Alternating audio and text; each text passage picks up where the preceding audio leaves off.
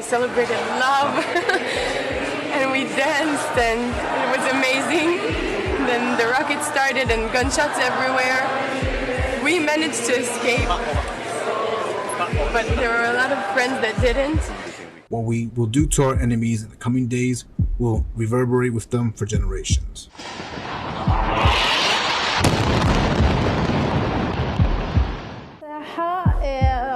A missile hit in the square and there was rubble hitting us as we were walking. There was glass, metal. It was like doomsday. There are civilians here whom are not our enemy and we do not want to target them. We are asking them to evacuate. There are 50 people in the house without any food, drink, water or electricity. I don't know how we'll provide food for our children. War isn't what we're looking for, but war was forced upon us by a bloodthirsty terrorist organization.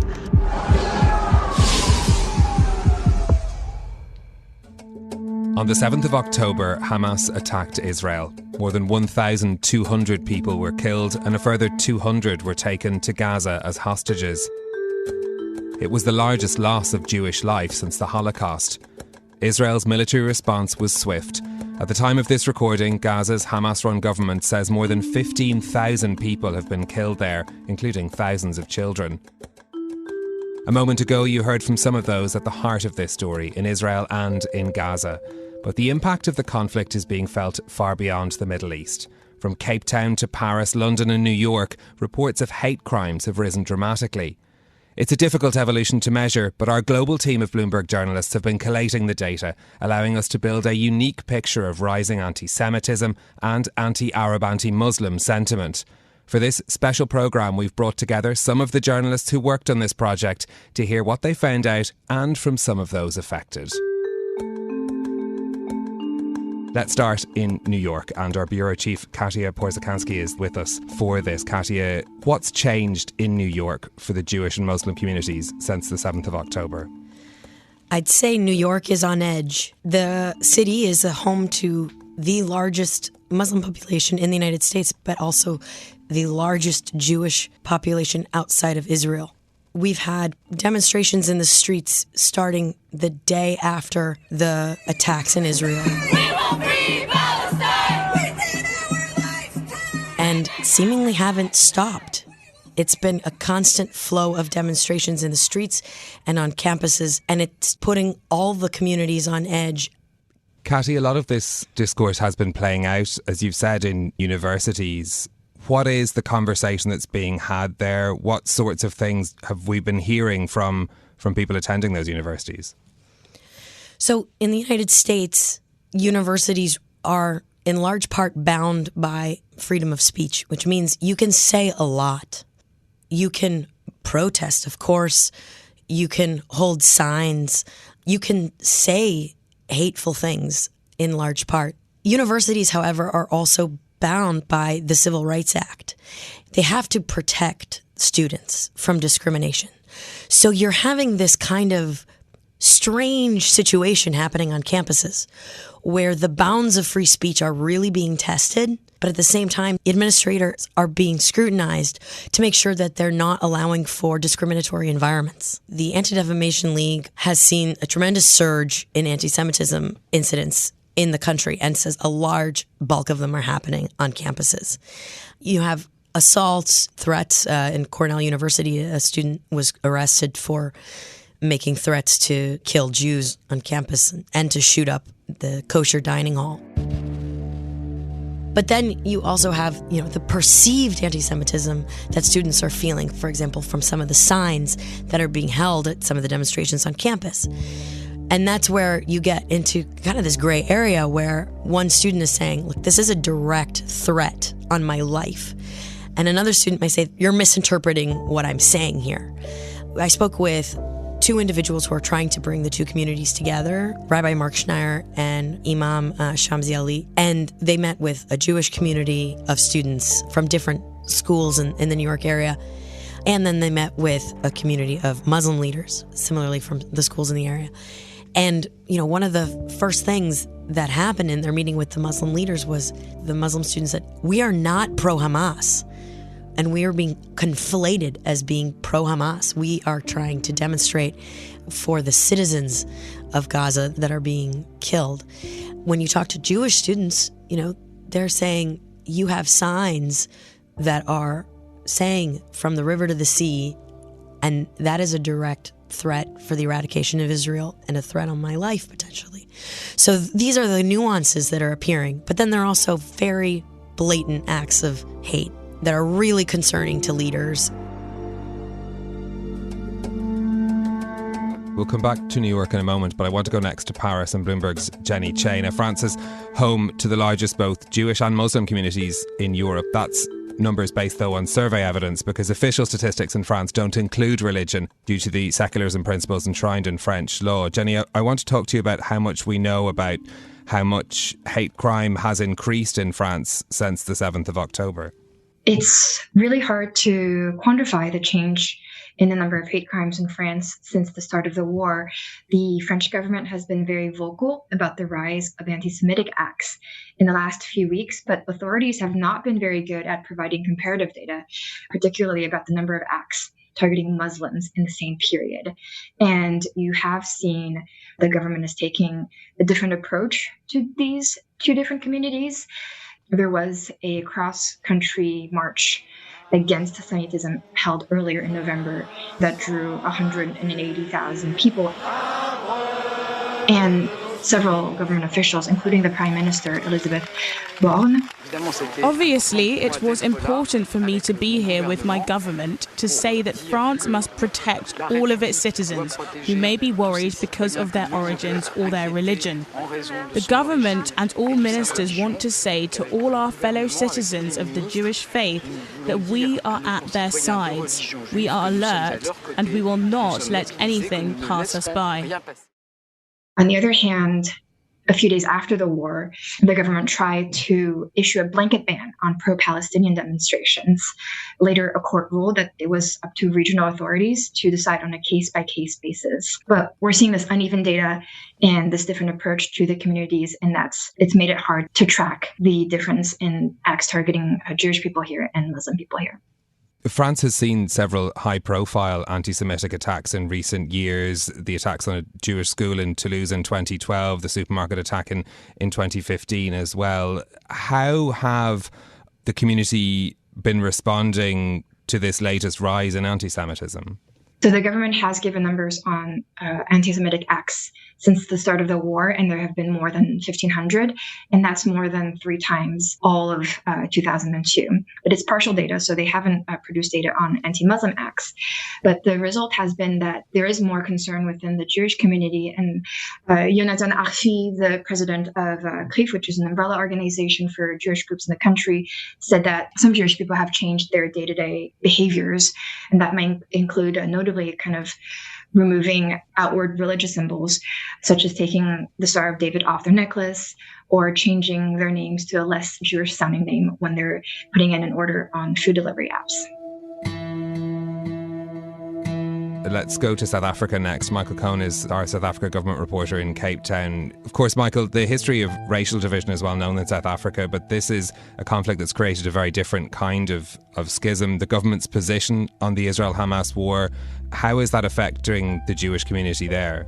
Traditionally, relations between the Jewish community and the government have been pretty cordial. We've seen the rabbis being invited to speak at major national events. We've seen the president going to visit synagogues and so on. Since the outbreak of the war, that relationship has really gone down the tubes, and the Jewish community is really unhappy about the position that the government has taken. South Africa is one of 5 developing nations that's called on the criminal court to investigate whether the Israeli authorities are guilty of war crimes. They are really very disappointed at the government's failure to express their sympathies about all the people that were killed in southern Israel.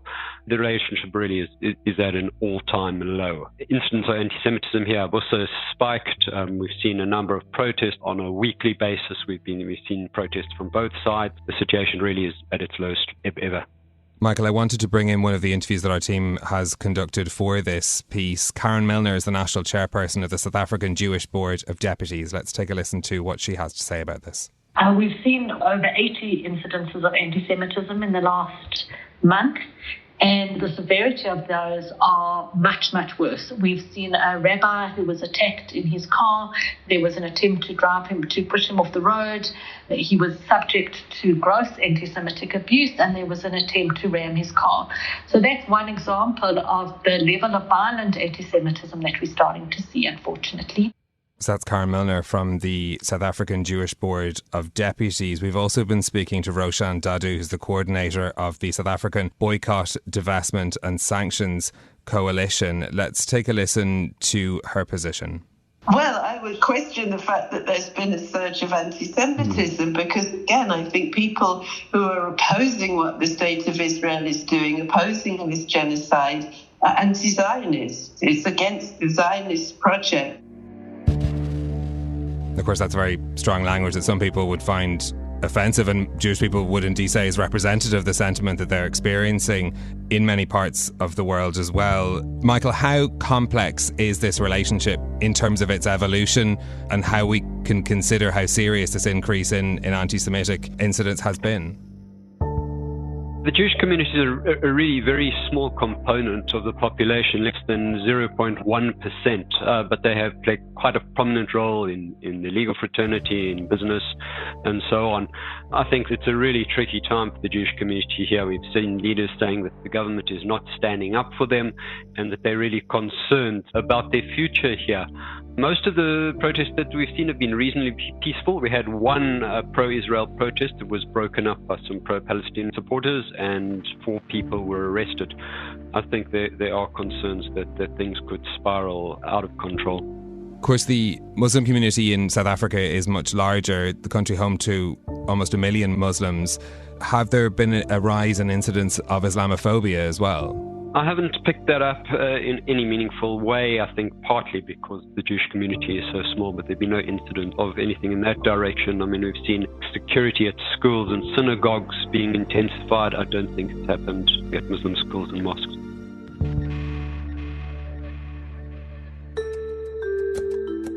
OK, let's come back to London next. Our reporter Eamon Farhat is here with me. Now, London, Eamon, like New York, is somewhere where there is a significant amount of data that can help us to understand what's happened since the 7th of October. What numbers are available, first of all, and what have they told us about the trend? So according to the Metropolitan Police, on average there's about 60 cases of anti-Semitic crimes in London every month. But in October, just after the attack, there have been 533. That's almost 9 times more than usual, and for Islamophobic attacks, it's the same thing. It's about 2 to 3 times as much as the norm. So definitely been a huge surge of it. It's also what we hear when we talk to people in the street. I spoke to different community leaders, I spoke to rabbis, to imams, and they're saying that tensions are very, very high. You know, we've had mass protests on the streets basically every Saturday, and this culminated on the 11th of November. We had this big protest that kind of came to clash with some far-right groups. So the 11th of November is Remembrance Day in the UK, remembering the fallen soldiers across different wars, but specifically for World War I. And lots of people from the far-right decided to call on their supporters to come down to London to protect the monuments. And this did cause some clashes with the police. 18 police officers, I think, were injured, lots of violence there. The protesters were mostly peaceful, but there is a lot of tension around this. One of the interviews that you have conducted around this issue, Miriam Berger is the senior rabbi of the Finchley Reform Synagogue, and you spoke to her just before that demonstration in London. I think it's a really difficult time to feel safe as a Jew in London at the moment. I don't think that cancelling the rally would have been something that would have made us feel safer. It would have potentially made more people more committed to doing something that, this way comes under the auspices of the police, to be able to patrol, to be able to work in dialogue with the organisers, and to be able to be in dialogue with the Jewish community to say, how can we help to make you feel safe at this time? So, I think everyone's doing what they can do and hoping for the best, that extremists don't win out, but actually the nuanced, moderate voice is the one that we hear going forward and the one that's able to bring people together. Eamon, it was the question of policing that was central to the political debate around that particular protest. Is there a sense that authorities have moved on from that response now? How are they approaching this issue, given the rise in incidences that you've told us about? You're exactly right. Politicians, some call for these marches to be banned, but at the end of the day, the Met Police, they have, plans in place to keep people safe and all that. And when you talk to the different community groups, whether it is, Miriam, who you just had the clip there, or to different people in the Muslim community, they do say that they are working constantly with the police to make sure that people are safe on public transport, at these marches, and most of the time it works very well. That has been quite a positive message. And Sadiq Khan, who's the mayor of London, he's also really put an emphasis on this kind of bringing communities together. At the Remembrance service for this, that was just before this march, he had a multi-faith element where you had people from different communities giving prayers, and he really, really tries to get people to work together on this issue and really not talk about the divisive topics, but more bring people together. Let's take a listen to some of that interview with Sadiq Khan. These things have happened in the past. This is the worst I've known it. I used to be a communities minister in 2009 when Israel was involved in a military altercation with Gaza, I think December 27th to middle of January. And I remember then, as a community minister, the impact on communities across the country. This is worse than that. That was the Mayor of London, Sadiq Khan there. Eamon, I wonder, when we look at the response from authorities, from the likes of Sadiq Khan as well, does this give the communities in London a sense of safety in somewhere where we have seen the rise in incidents like these? Right now, safety is not a word that most people talk about. People do feel unsafe, at the moment. I think a lot of people say that as this war goes on, if this war continues for however long, these tensions will continue. There is a realization that London, is a good place for different communities, and eventually things will get better, but right now, people do not feel safe. But let's go back to Paris and our reporter Jenny Che. We talked earlier about the French government's attempt to ban some of these demonstrations and the subsequent legal cases that came around. Is there a sense the French government has come up with a coherent response to this problem? I'm not sure they have. I spoke to Abdallah Zekri, president of the French Council of the Muslim Faiths Observatory on Islamophobia, and he told me that it would have been better to have a march for peace. Because when you have government officials, of course, joining a march against anti-Semitism, it can leave the impression that the government is mainly supporting Israel, and some people in the Muslim community might feel alienated. At the same time, the government has also not really been able to provide coherent data on the attacks.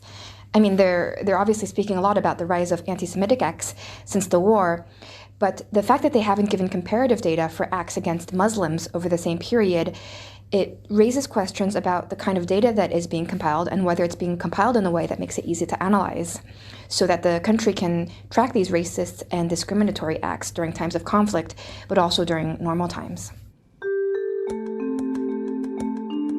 Katia Porzakansky in New York, you talked us through the debates that are happening in universities, the demonstrations that are happening on the streets of New York City. Are communities, both Jewish and Muslim, feeling comforted by the actions taken by authorities? In terms of school authorities, no. I think everyone is displeased on both sides. The Department of Education has now opened 7 investigations into schools in the United States. 3 of those schools are in New York for discrimination. So the pressure is on for them to kind of get the situation under control.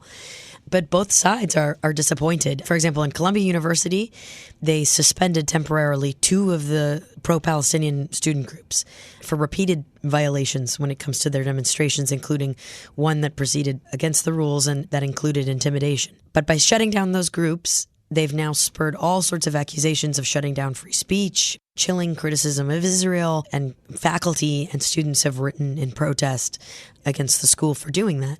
From the Jewish community, they want to see more action taking place. They want to see quicker responses to acts of anti-Semitism. A few students at Columbia University gave a press conference a few weeks ago about anti-Semitism that they faced at the school and how there has been an unsatisfying response from administrators to investigate those accusations. My Jewish sisters and brothers and I are on the receiving end of death threats from our peers. Undergraduates who have filed reports about these incidents have been left with no emotional support, no feedback, and no consequences for the perpetrators of these hateful actions. As a result of this inaction, there are Jewish students who do not feel physically safe on campus. At Cooper Union, several students came out and said they felt completely unsupported by the school when there was a protest that got intimidating. And there was some students that entered a library. There were some visibly Jewish students in the library and behind a glass wall, and the protesters were banging on the wall. That was a very intimidating moment for those students. So there was a lot of scrutiny on that event. Like, what happened? Did the school not have control over that protest? So there's an investigation there too. So that is something that administrators are currently grappling with. There's also been tremendous scrutiny from alums, donors, and employers. We reported about a list of dozens and dozens of law firms that wrote to the top law schools in the country saying, you have to do more to protect against anti-Semitism on your campuses, with kind of, a veiled threat there. If you don't, we're going to be thinking twice about hiring from your schools. Indicative of some of the high-profile attention that's being paid to this issue in New York. Michael Cohen in Cape Town, is there a sense that same attention is being paid to this issue where you are? I think there have been recent attempts by the government to kind of cool things down a bit. We had President Cyril Ramaphosa write a weekly letter to the nation in which he was saying there's no place for violence or threats of violence against those who hold contrary views, that South Africa's painful history must be a reminder about the cost of a divided society. And there have been meetings between Jewish organizations and the government, but at the same time, the government's actions are clearly reiterating its extremely pro-Palestinian and anti-Israel stance. I don't think, while the Jewish organizations have said they appreciate that the meetings with the government and so on, I don't think they're appeased. The authorities are taking any kind of steps to defuse the situation in a way, and they're still really unhappy at the stance that the government has taken.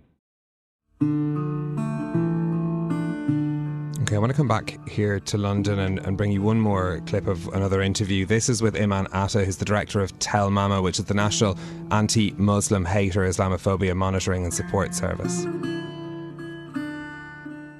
Listen, as long as the conflict in Israel-Palestine is going, I don't think things will stop here. Although it's thousands of miles away from us, but it's impacting our communities here heavily. Unless that conflict stops, that's when things maybe would start coming back to normal. And I wouldn't say it would come back to normal as you'll see everyone happy and everyone talking with each other. No, it will take a lot of time. And there are bridges that most probably have been broken. There are bridges that are shaken. These are the ones that most probably can get back to reconnecting. But there's many bridges that unfortunately got broken this time because people are just too angry. People have got too many emotions going. People are grieving. People lost loved ones. And people just don't seem to see the humanity in each other. That's Iman Atta of Tell Mama speaking to Eamon Farhat. Eamon, I wonder, we've heard this from various interviews, there being a sense of breakdown among the communities. London prides itself on being this multicultural city that welcomes communities from all over. Is there a sense that the damage that has been done can be repaired? I think what happens in the Middle East is a huge, huge impact on what happens in London. Even though it's thousands of miles away, it still affects people here. There's just so much trauma. As she said in that clip, people have lost loved ones and people are very angry, whether, on both sides. The politicians' rhetoric doesn't help either. Some people have been inflaming things. Social media as well is a huge issue, I think, in this whole debate. Tell Mama, actually, in their own data, they show that more than half of hate crimes is online. I think the online community and the online space is helping stoke a lot of this hate, keep people angry, keep people in these echo chambers. And so right now, it seems very, very difficult until things get resolved in the Middle East.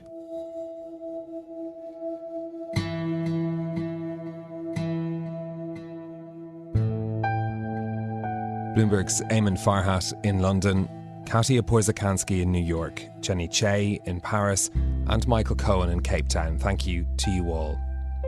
After we recorded this conversation, 3 college students of Palestinian descent were shot and seriously injured near the University of Vermont's campus in Burlington.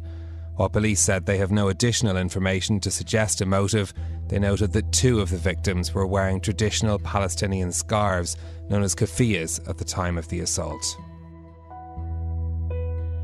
I'm Stephen Carroll. Thank you for listening. This is Bloomberg.